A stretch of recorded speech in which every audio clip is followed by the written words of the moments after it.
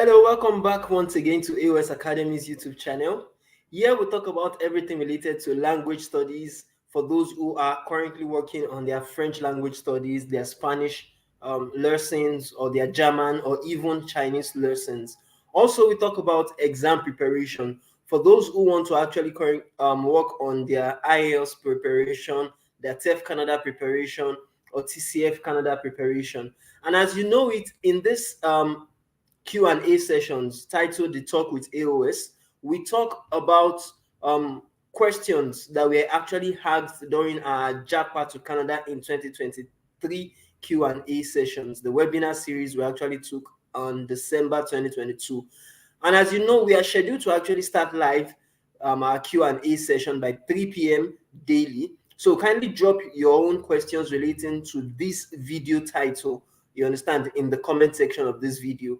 So today, before we actually start, please consider subscribing to our YouTube channel.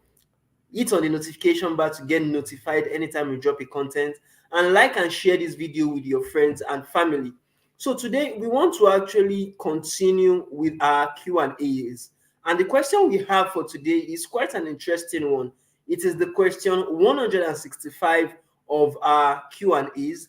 And the question goes thus. It states that I would love to come to Canada for my graduate studies, but after that, I would love to remain there and work. How is the process like? And what are the potential costs I will accumulate in this process? The question was asked by Joshua Angaamwini-Gariba from Sudan. And the question, as I said, was extracted from our JAPA to Canada in 2023 webinar Q&As. Now, thank you, Mr. Joshua, for asking this splendid question, because many people, many immigrants actually relocate to Canada through one of the easiest and I would say fastest ways, which is known as the study permit. And the study permit itself, it's actually a temporary residency pathway, but after spending some couple of times as a temporary resident, you can actually change it to permanent residency and actually stay in Canada for some time. Do you understand? Or even permanently, as soon as you as anyhow you deem fit. But I will tell you that the process of staying in Canada after completing your graduate studies can quite be complex. Do you understand? Because it will definitely depend on several factors, like your nationality, where you're coming from, the type of degree, for instance, you applied for, that you took during your program year, and also the employment opportunities for your kind of specific job, you understand, that you would actually get after your graduate studies.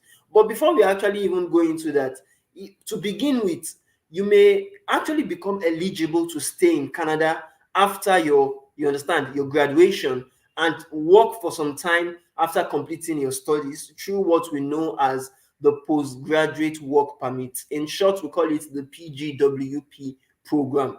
Now, this program is, as the name implies, is for students, and for allowing students to stay back in Canada after the completion of their program, be it the master's program or the postgraduate diploma program or the postgraduate certificate program.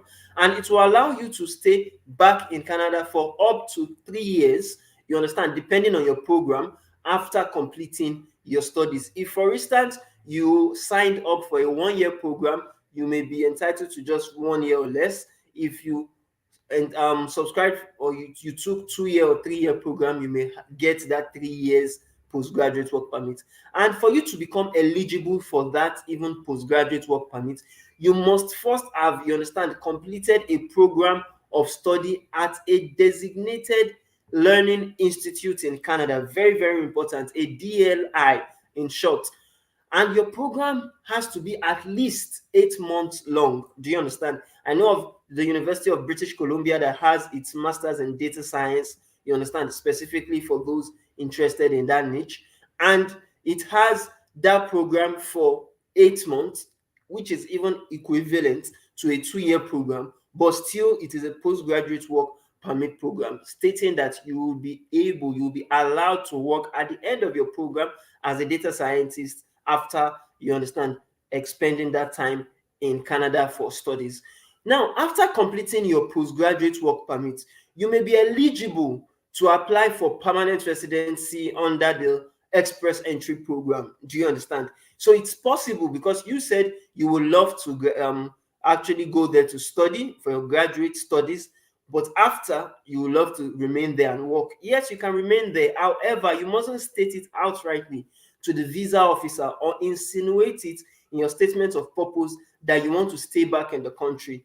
It may be a backup plan, but Canada would always state that you coming as a student under the study permit route means that you want to actually come there temporarily, and after the program leave that country to back to your home country. So you must not state it outrightly that you are not going to come back to your own country, but you may just have it as your own as your own backup plan. And after completing your postgraduate work permit, there are some criteria that you would have to actually meet in order to be eligible for the so-called permanent residency program, which is the Express Entry, or even any other program like Provincial Nominee Program, Atlantic Immigration Pilot Program, and the rest of them. Now, some of this criteria deals with certain factors like your age. If you are less than 40, you have more chances than someone above 40. Education, the kind of education you got, and the kind of vacancies that are available in Canada as at that particular time. Your work experience, how experienced are you?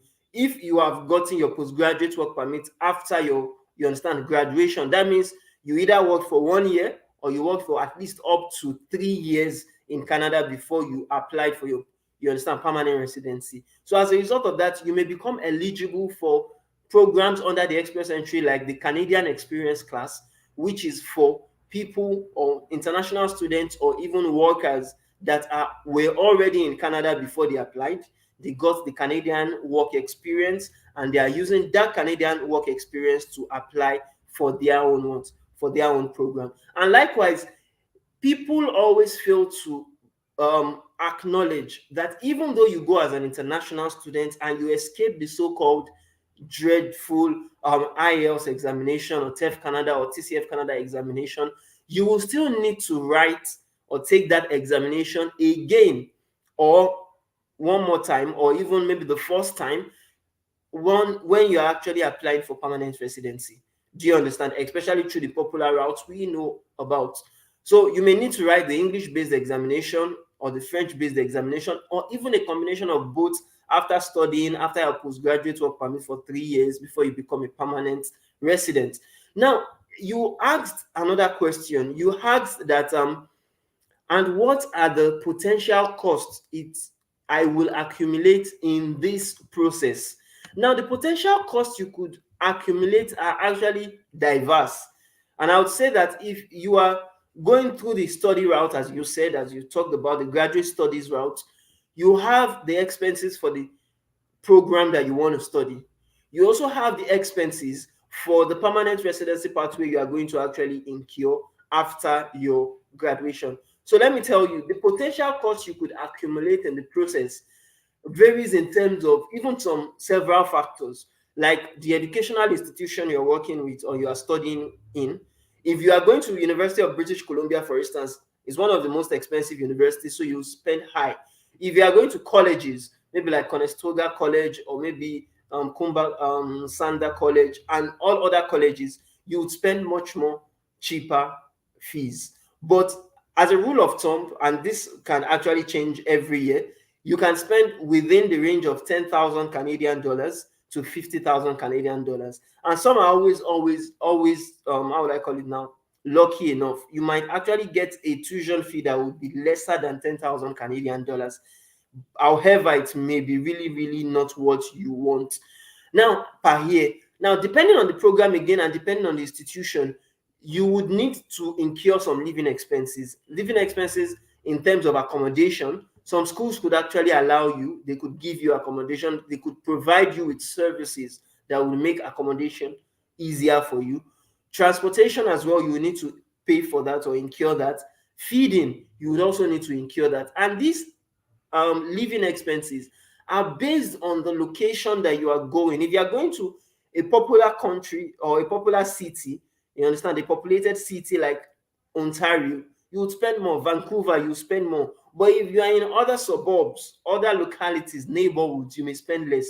And depending on your lifestyle as well, if you are someone that likes to eat out quite a lot, you will spend more. If you are someone that wants to always eat your African dishes and you don't want to actually explore the Canadian dishes, you may spend more because they transport those things, they export them into the country. So you may spend more than someone that would go with what is actually secularly, you understand, available in Canada. Now, furthermore, if you have paraventure gotten past that graduate studies at the end of the day and you got your postgraduate work permit, after your postgraduate work permit, yes, while you are working, you would also be earning for your postgraduate work permit, and you can earn, you understand, as much as from 20,000 Canadian dollars to as much as 60,000 Canadian dollars, more or less. You understand? Now I'm not giving specifics, I'm just giving different ranges based on what we have seen happen initially. So after that work permit period that you get to work for maybe one employer or diverse employers, you would now need to process your application for permanent residency. And that is what actually differentiates this route from other routes. You understand? Now, your permanent residency, your immigration application would incur quite a lot of costs. Normally, if you are going through the express entry route, and specifically the program known as the Federal Skilled Worker Program, then you may just spend the amount for the what? For the application. The application of the invitation, after the invitation to apply, after you have gotten the invitation to apply, and that of the right of permanent residency fee. And the two of them together is roughly 1,365 Canadian dollars. And that is again if you are going alone. Do you understand? If you are going with your family, maybe your spouse, or you are going with your spouse together with your child or your children, then that money is going to increase. Also, you would also incur additional fees in terms of, even before you start to apply, you have to pay for language fees, which I've told you before, your IELTS, your TEF Canada or TCF Canada, depending on the one you want to take. You would also have to pay for medical exams that were done either in your own country or in Canada specifically. You would also have to pay for police certificates. The fact that, okay, you studied in Canada doesn't mean you don't need a police certificate of your own country, especially if you lived in your own country right from when you became 18 till when you left the country. You understand? So you have to show that you didn't have any criminal records in your country. In other words, you have to get a police certificate. And some of you may have police certificates already, you understand, as soon as you went to Canada to study. But as you know, it police certificates would expire within 3 months or 6 months. So definitely when you were in Canada studying, the particular police certificate you got at that time has also expired. Likewise, the medical exam you did while you were applying for study, if they actually require it, would definitely have also expired. So you would have to actually incur another cost for that again. Now, it's also important that you have to know that all what we are stating here is on a general overview. We at A.O.S Canada IRC, we actually assist people by running what we call a pre-evaluation process to check your specific requirements based on the programs you want to actually pursue. For instance, people that are pursuing provincial nominee programs, maybe like the Ontario Immigrant Nominee Program, would actually incur more, you understand, and sometimes it can be as more as ×2 of what they were meant to incur normally under the Federal Skilled Worker Program. You understand? So you would incur more. The requirements may actually be more as well, you understand, because you may either need to have a job offer that you are going to use already for like British Columbia provincial nominee program, or you may need to have someone there that is a permanent resident or a citizen that would kind of stand in for you. Or even as well, you may need to also show some skills like tech skills that you have acquired, experiences that you have in the tech industry or in the health industry or all other industries that are required by that particular province.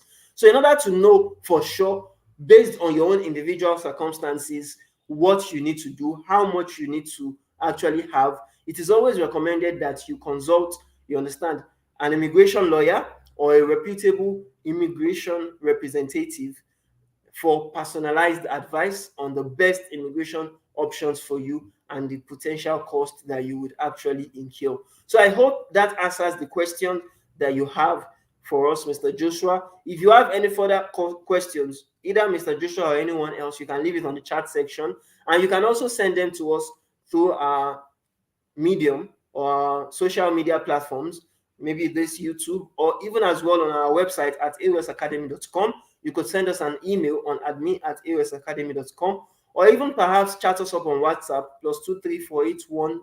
+2348107714449, or our Canadian number +16479474399. So thank you very much once again for joining us. Kindly subscribe to this YouTube channel, hit on the notification bar to get notified anytime we drop a content. Like and share this video with your friends and family, and we do hope to see you in the next Q&A session tomorrow. Thank you very much, and do have a lovely day. Bye for now.